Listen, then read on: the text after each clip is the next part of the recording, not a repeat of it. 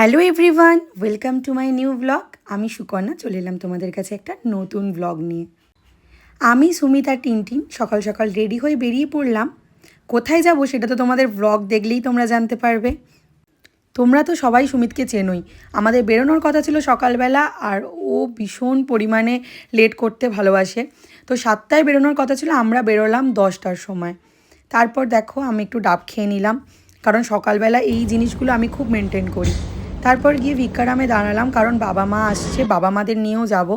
তো তাই জন্য মা বাবার জন্য কিছু খাবার নিয়ে নিলাম। আর আমি সকাল সকাল, তোমরা শুনলে হাসবে, আমার প্রচণ্ড কুলফির ক্রেভিং হচ্ছিল।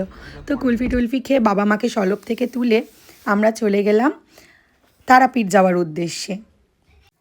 বেরিয়ে তো মনটা অনেক অনেক ভালো লাগছিল, কারণ জানো তো আমি না প্রতি বছর একবার হলেও তারাপীঠ আমাকে যেতেই হবে। মানে মায়ের দর্শন একবার না করলে আমার তো প্রচণ্ড মন খারাপ হয়ে যায়।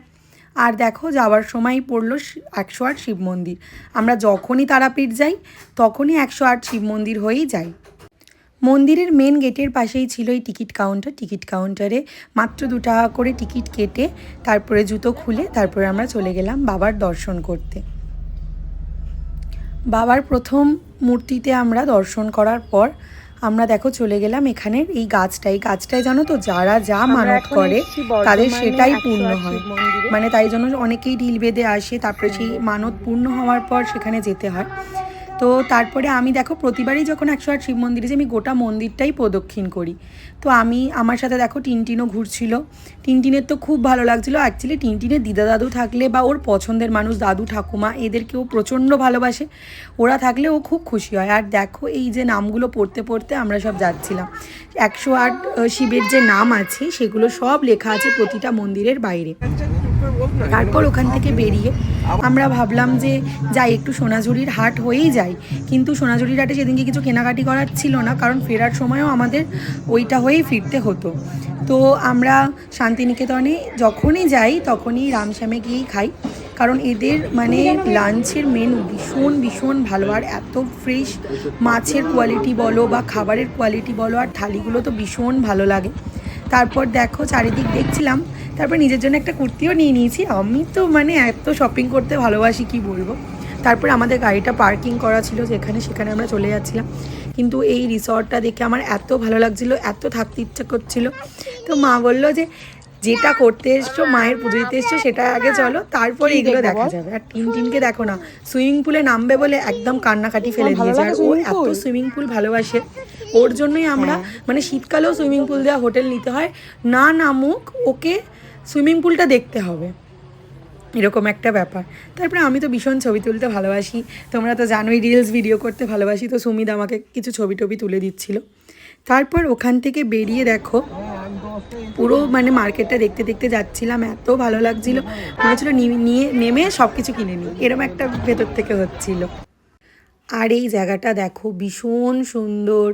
তারপরে ওখান থেকে বেরিয়ে দেখো কোপাই নদীর ওপরে যে সুন্দর যে ব্রিজটা আছে একদম শান্তিনিকেতন থেকে বেরোলেই, সেই দেখো সেখানে এত গরু বেরিয়েছিল, মানে এত ভালো লাগছিল দেখতে, এত ভালো বিকালের অ্যাম্বিয়েন্স এত সুন্দর হয়।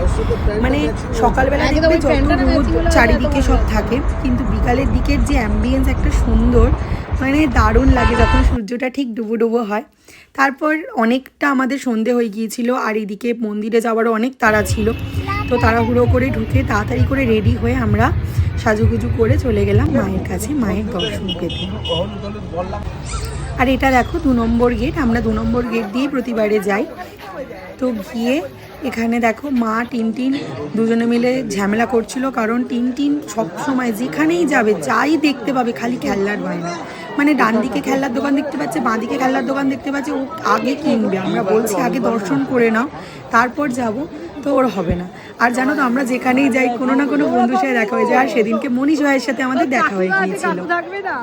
সে তো সুমিত খুব এক্সাইটেড হয়ে গিয়েছিল, আমার বাবা মাও মনীষকে খুবই ভালোবাসে, তো খুবই সবাই এক্সাইটেড হয়ে ওর সাথে গল্প করছিলাম। কিন্তু এইদিকে মন্দিরেতে 8টার সময় দা বলেছিল চলে যেতে। আর এইটা হচ্ছে স্টলটা 11 নম্বর স্টল মন্দিরের ভেতরেই। এখান থেকে আমরা ভিক্টরদার সাথেই পুজো দিতে যাই।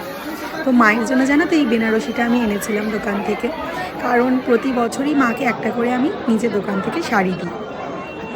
আমার এটাতে না নিজে খুব সৌভাগ্যবান মনে হয় যে নিজেরই কালেকশন আমি মাকে গিফট করতে পারি। আর দেখো আমরা প্রতিবারই মায়ের দর্শন করার আগে মামা খ্যাপাকে দর্শন করে মালা পরিয়ে পুজো দিয়ে তারপরে যাই। তারপর দেখো মায়ের মন্দিরের একদম কাছাকাছি চলে এলাম। সেদিনকে ভিআইপি লাইনে খুব একটা ভিড় ছিল না। তারপরে দেখো মাকে এই সুন্দর শাড়িটা আমি পরিয়ে দিলাম। আর এত মনটা ভালো লাগছিলো, আমি না জানি না কেন, তোমাদের কার কার হয় তোমরা একটু কমেন্ট করে বলো। আমি না মায়ের কাছে গেলেই আমার অটোমেটিক চোখে জল চলে আসে, মানে যেন অনেক কিছু মাকে আমার বলার রয়েছে, অনেক কিছু মানে তাড়াতাড়ি করে বলি যে 1 বছরের সব কথা আমি বলে ফেলি যে তাড়াতাড়ি করে বলতে হবে, কারণ না হলে সময় পেরিয়ে যাবে, আমাকে বেরিয়ে যেতে হবে ওখান থেকে। তারপর বাবা ভোলেনাথের মাথায় জল দিয়ে আর দেখো ভিক্টরদার সাথে গল্প করছিলাম আমরা। ওখান থেকে বেরিয়ে আমি আর বাবা তোমাদের আলাপ করিয়ে দিই, এটা হলো আমার বাবা। তো বাবার সাথে আমি দুজনে মিলে হাঁটতে হাঁটতে বাবা মেয়ে গল্প করতে করতে মন্দিরে খুব সুন্দর পুজো হয়েছিল সেদিনকে, মানে এত ভালো লাগছিল। তখন বাজছিল রাত 9টা। আর এর দেখো এ খেলনা কিনবেই, এ যেখানেই যাবে সেখানে ওর খেলনা কেনা মাস্ট, ও ওরটা ছাড়া কিছু জানে না। আর জানো তো তোমরা যখনই তারাপীঠ যাবে এই মায়ের মন্দিরে অবশ্যই এসো। তারপরে দেখো ওখান থেকে বেরিয়ে আমরা দেখছি রাস্তায় তো খুব ডিজে চলছিল, নাচ গান চলছিল। আমি তো বুঝতে পারছিলাম না যে কী আবার এখন আবার কি পুজো। তারপর আমি ওয়েট করছিলাম যে দেখি কি ঠাকুরের পুজো যে এরকম বড় প্রসেশন করে যাচ্ছে। তারপর গিয়ে দেখি বাবা ভোলেনাথেরই একটা মূর্তি, কোনোভাবে কোথাও হয়তো শিবের পুজো হয়েছিল। তোমরা যদি জেনে থাকো যে এটা বাবা ভোলেনাথের কী রূপ, তো তোমরা অবশ্যই কমেন্ট করে কিন্তু জানিও। সবাইকে টাটা, সবাই অনেক ভালো থেকো।